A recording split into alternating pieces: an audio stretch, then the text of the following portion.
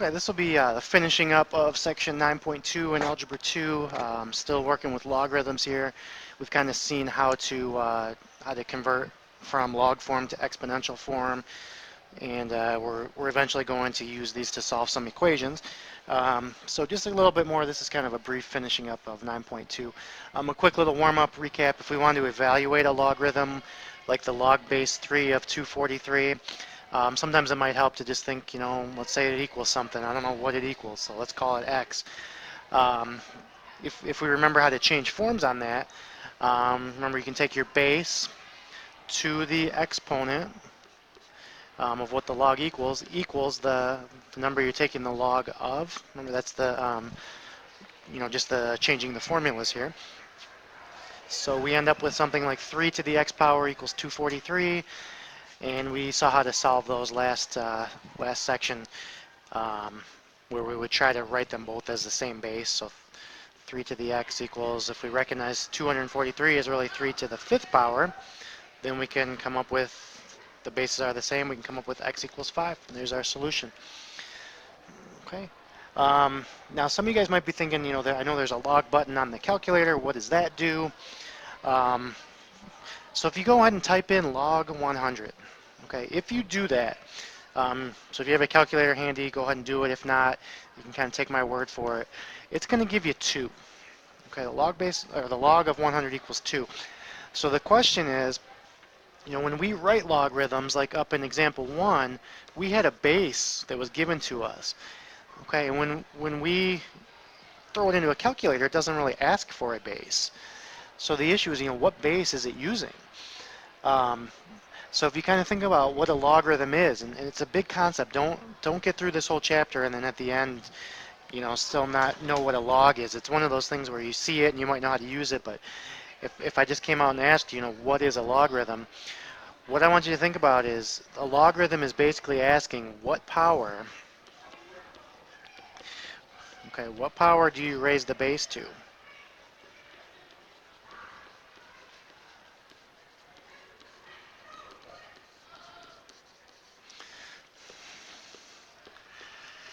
Okay, so in our example here, our calculator told us that the log of 100 equals 2. So the question is, what is the calculator using for the base? What are they assuming the base is down there? And it's kind of like what number to the second power equals 100? Okay, so this one you can kind of solve, just kind of thinking about it. What number squared equals 100? I think we could all agree that the number, the question mark there, the base would be 10. Okay, so that's kind of key. When you use your calculator and you just press log, it's assuming the base is 10. Okay, so a little bit more on that later. Okay, let's do a couple examples of solving equations. That's kind of where we're going here with some of this log stuff for now. So let's say we have an equation like that. And we're trying to solve, our variable in this case is in here, but we're taking the log of a plus 6. So what you want to do with these is treat it like any other equation. Try and get the variable by itself. So what we need to do in this case is we want to actually get the log by itself first. So then we can do something with it. But my first step is let's subtract the 4 from both sides and let's just get the logarithm, because that's where the variable is. It's part of the logarithm. Okay, so 3 minus 4. So we would get the log base 2 of a plus 6 equals negative 1. Okay, now it's kind of, like, what do we do now? We can't really just divide by log base 2 and get that log base 2 out of here. But we need to do something. Okay, so what we need to do is change forms here. If we change to exponent form, okay, I guess I got on a highlighter somehow. Let's change that to pen. So if we go to exponential form,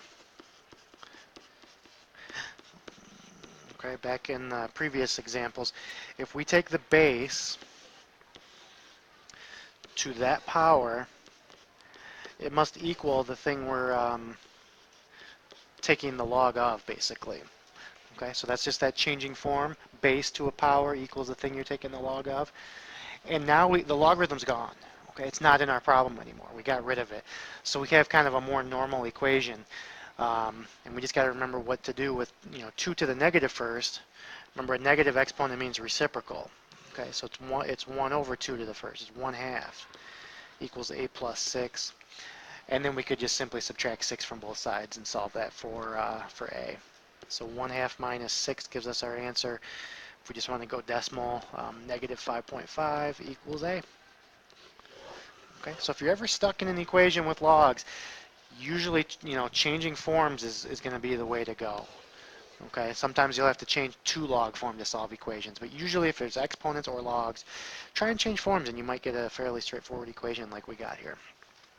Okay, one last little property in this section, it's similar to something we saw previously. We saw previously, I believe, it was written more like if you have a base to a power equals the same base to another power. So if the bases were the same, then we said x has to equal y. And we actually used that in number 1 in the warm-up to solve that a little bit. This is kind of very similar. If you notice on both sides of the equation, they both have a logarithm. And they're both with the same base, log base b, log base b. If that happens, and there's an equation setting them equal to each other, then we know that the x has to equal the y. Okay, so if they're both log to the same base, of the same base, then the things you're taking the log of must be equal to each other. Okay, so let's look at a quick, application or use of that.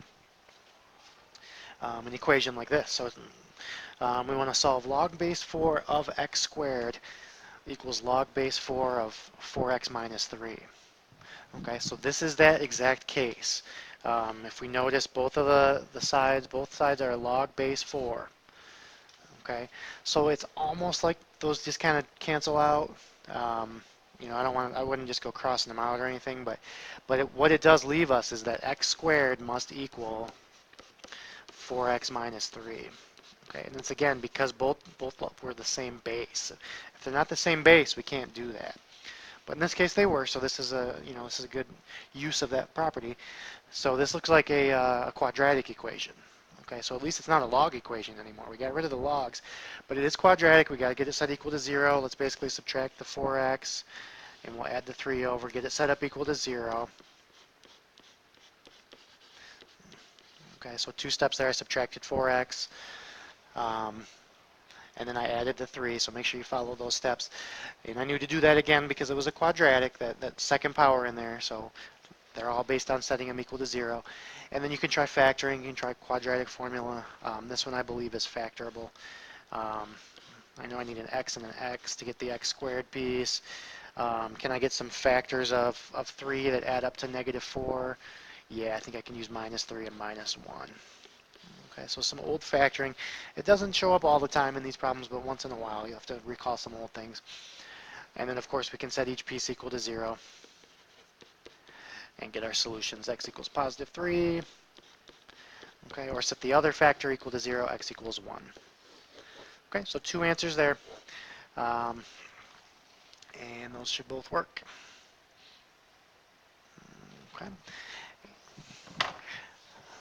Right, and I believe that actually wraps up the section. So again, we had part 1 separately, part 2 here, and we will continue more with the logarithms in the next few sections.